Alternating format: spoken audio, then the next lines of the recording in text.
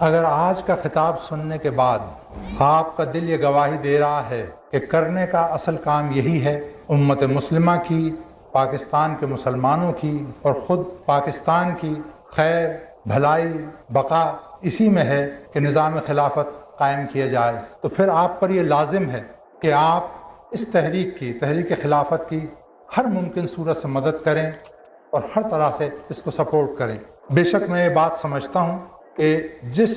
گہرائی میں یہ بات آپ کے دل میں اتری ہے، جس درجے میں آپ کا دل اور آپ کا جی اس بات کی گواہی دے رہا ہے کہ ہاں یہ کرنے کا کام ہے، اسی درجے میں آپ اس تحریک کی معاونت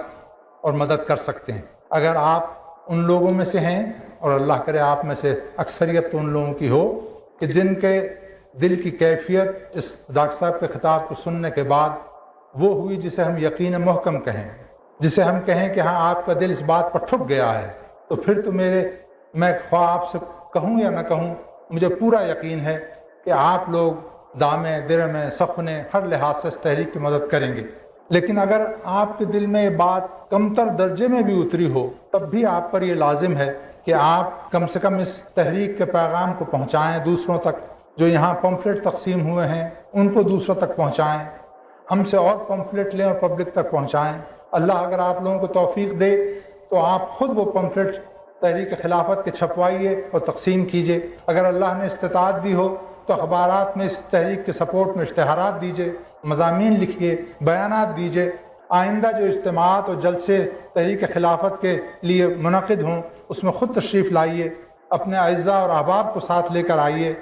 اپنے نام اور پتہ ہمیں دیجیے تاکہ ہم یہ دیکھیں کہ اللہ تعالیٰ نے اس تحریک خلافت کے لیے ہمیں کتنے اعوان اور انصار اور مددگار مہیا فرمائے ہیں۔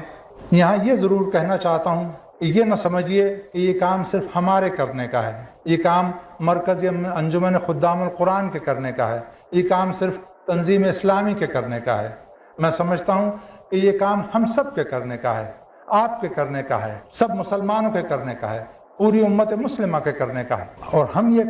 آپ یہ کام کیوں کریں؟ اس لیے کہ یہ اللہ تعالیٰ اور اس کے رسول صلی اللہ علیہ وسلم کا حکم ہے، اور اگر آپ ذرا بھی اس پر غور فرمائیں گے تو آپ کو یہ احساس ہوگا اور آپ کا دل یہ گواہی دے گا کہ اس کام کے کرنے میں ہی، اس جد و جہد کو،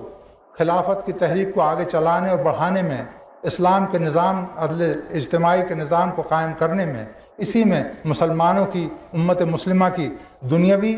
بہتری، بھلائی اور خیر ہے، اور اسی میں